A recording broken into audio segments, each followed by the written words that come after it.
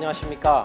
이번 강좌에서는 참부모님이 탄생하신 시대적 배경과 가계, 그리고 어린 시절 성장 과정을 살펴보겠습니다.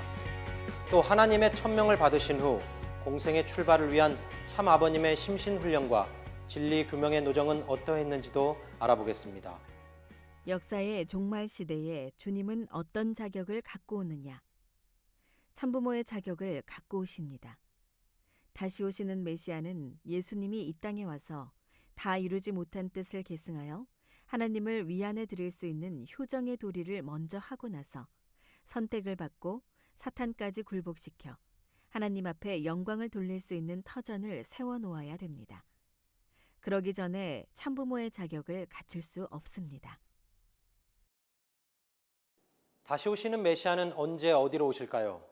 앞선 강의에서 함께 보았듯이 하늘 부모님이 메시아가 활동하기 위한 내외 환경을 준비해 놓으신 터전 위에 메시아를 보내십니다. 그렇다면 참 아버님이 성탄하신 시대적 배경과 환경은 어떠했는지 살펴보겠습니다. 한반도는 예로부터 경천 애인, 홍익인간, 제세 이화 등 하늘과 인간에 대한 사랑을 근간으로 하는 이념을 가진 선민국가였습니다. 하늘 부모님은 한반도에 재림주님의 탄생을 위한 기반을 만들어 오셨고, 사탄은 이러한 기반을 무너뜨리기 위해 일제강점을 통해 한민족을 비참하게 억압합니다. 하늘 부모님께서는 말살하며 한국을 비참하게 억압합니다. 그러나 오히려 하늘 부모님께서는 한의 역사를 가진 한국을 재림 메시아를 위한 제3의 이스라엘로 세우십니다. 참 아버님께서 탄생하신 1920년 전후는 시대적 혼란상이 극에 달한 때였습니다. 세계적으로는 제1차 세계대전의 종전이 얼마 지나지 않아 국제정세가 혼란한 시기였고, 한반도는 일제 식민지로 나라 없는 나라가 되었습니다. 그런 와중에 일어난 1919년 3.1운동과 상해 임시정부 수립은 일시적으로나마 독립을 쟁취했다는 조건이 되었고, 유관순 열사가 국가를 대표한 해와의 입장에서 희생함으로써 하나님 주관권 아래 메시아가 잉태될 수 있는 터전이 마련됐습니다. 위와 같은 조건 위에 참 아버님은 3.1운동 이듬해인 1920년 음력 1월 6일 평안부터 정주군 덕원면 상사리 2221번지에서 탄생하셨습니다. 참아버님 말씀에 따르면 정주는 정할 정자에 고을 주로 하나님이 사랑하는 사람이 지상에 착륙할 수 있도록 미리 정해둔 고을이라는 의미가 있고, 상사리는 하늘을 흠모하며 공경하는 마을이라는 뜻이 담겨 있습니다. 메시아를 맞이하기 위해 갖춰져야 할 시대적 조건과 환경이 있듯이 메시아가 탄생해 잘 성장하기 위한 가정적 기반도 필요합니다. 참아버님께서는 부친 문경유 충부님과 모친 김경계 충무님 사이에서 6남 7녀 중 둘째 아드님으로 탄생하셨습니다. 참아버님의 가문은 대대로 나라와 이웃을 위하는 전통을 이어나왔습니다. 참아버님의 조부이신 문치국 할아버지는 식구들 먹을 밥은 없어도 남을 먼저 먹였으며, 종조부이신 문윤국 선생은 일가의 큰 재산을 임시정부의 군 자금으로 송금하고 기미 독립선언문 작성에 관여하는 등 독립운동에 힘쓰셨던 분입니다. 김경계 충무님은 참 아버님의 뒷바라지를 위해 희생적 삶을 사시며 모자협조의 기반을 만드셨습니다.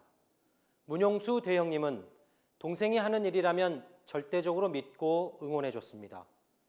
이렇게 참 아버님의 가정은 예수님께서 이 땅에 오셨을 때 마리아와 사가랴 가정이 예수님을 보아하지 못하고 세례 요한이 예수님을 모시지 못한 것을 복귀하는 기대를 이루었습니다. 참 아버님은 어린 시절 자연을 정말 사랑하셨습니다. 자연에서 뛰어놀던 수많은 일화들은 이미 여러 곳에서 읽고 들어보셨을 것입니다. 참 아버님은 마치 에덴 동산의 어린 아담처럼 산과 들을 뛰어다니며 모든 것은 쌍쌍으로 존재한다는 하나님의 창조 원리를 배우셨다고 하죠. 그 옛날 참 아버님은 어떤 소년이셨을까요? 하늘의 심정을 담아낼 수 있는 성품과 하늘의 뜻을 이룰 수 있는 자질은 타고나신 것 같습니다. 소년 시절 참아버님께서는 집에서 기르던 동물이 죽으면 그 어미를 생각하며 울고 동네에 어려운 사람이 있으면 집에 쌀을 훔쳐 가져다 주기도 하셨습니다. 또 잘못한 녀석이 이기는 싸움은 반드시 대신 맞서 싸우며 옳고 그름은 사생결단에 가려내셨습니다. 참아버님께서는 7세부터 16세까지 서당에서 공부하시며 한문 분야의 기본 서적을 섭렵하시고 유학의 근본을 깨치셨습니다. 정주 보통학교에 다니실 때는 180여 쪽짜리 책을 하룻밤에 외우실 만큼 뛰어난 집중력과 암기력을 보이셨습니다. 당시 3개 이상의 박사학위를 따지 않고는 살지 않기로 칼을 꽂고 결심하실 정도로 학업에 대한 꿈과 열정이 많은 소년이셨습니다. 그러나 하늘의 축복과 은사가 머무는 곳에는 사탄의 참소와 탕감이 있기 마련입니다. 청소년기 참 아버님은 이러한 천진난만한 삶을 송두리째 바꾸어 놓는 경험들과 마주하게 됩니다. 참아버님께서 15세, 16세 무렵까지 3대에 걸쳐 집안의 차자들이 객사하거나 1년 동안 13명의 형제자매 중 5명이 연달아 세상을 떠났습니다. 물레를 뽑아 장독에 쌓아둔 실타래가 아침이면 집 뒤에 높다란 나무를 거쳐 윗마을 나무에까지 감겨있는 등 기이한 현상들이 벌어지고 둘째 누님과 대형님이 정신질환에 시달리기도 했습니다. 그러나 이러한 환난과 시련은 결과적으로 참아버님의 가족을 기독교로 인도했고 청소년기였던 참아버님 스스로 인생과 우주의 근본 문제에 몰입하는 계기가 되었습니다.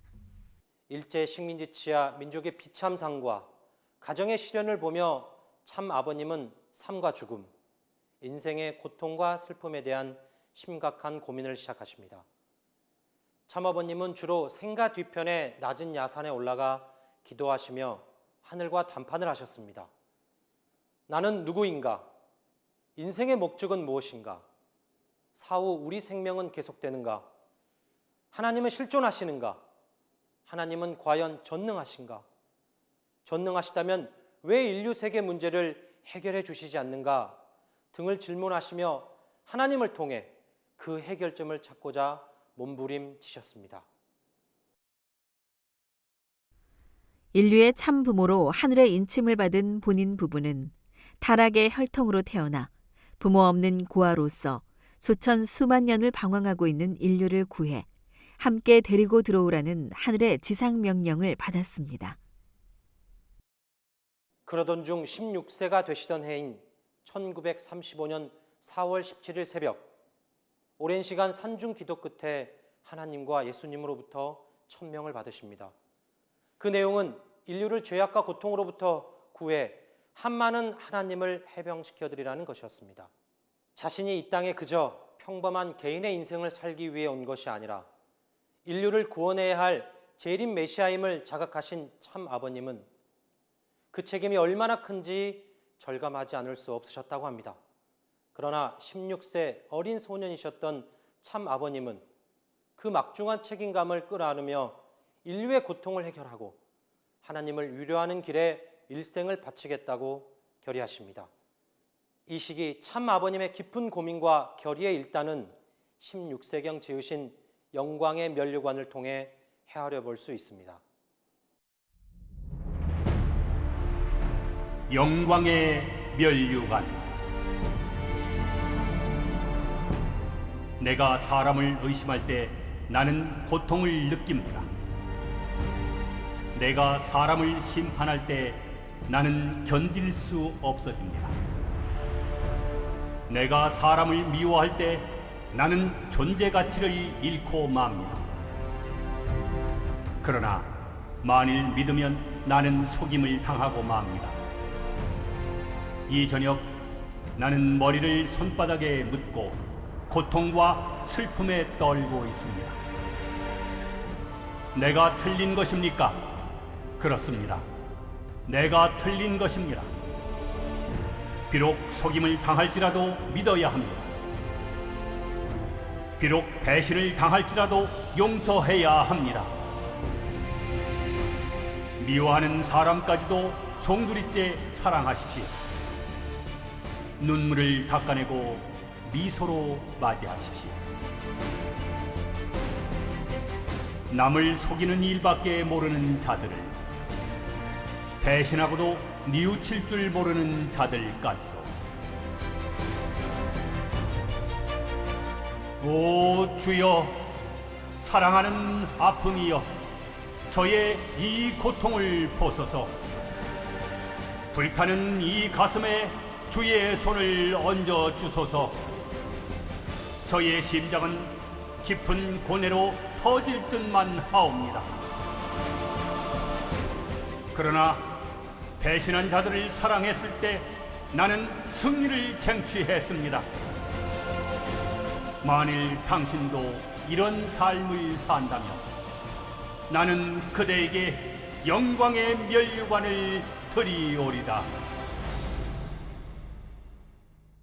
메시아 자각 이후 참 아버님은 학창시절 고행에 가까운 훈련을 하시고 다양한 경험을 쌓으셨습니다.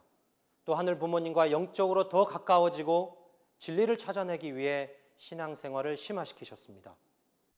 참아버님께서는 집에서 보내온 학자금은 어려운 사람들을 돕는 데 쓰고 스스로 벌어 충당하셨습니다.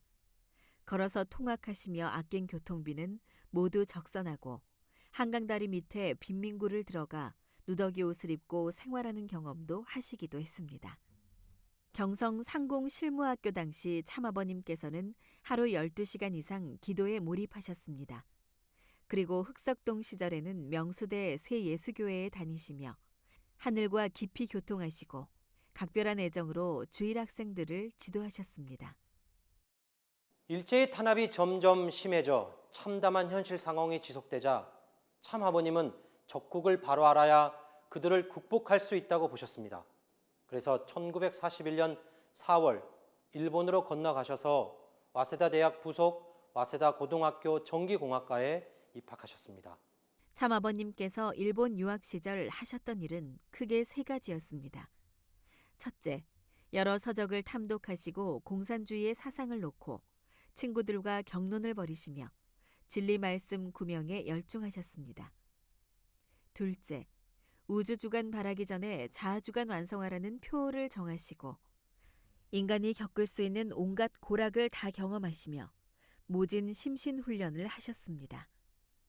셋째, 유학 시절 내내 한인 유학생회 항일운동 주동자로서 지하 독립운동을 하셨습니다.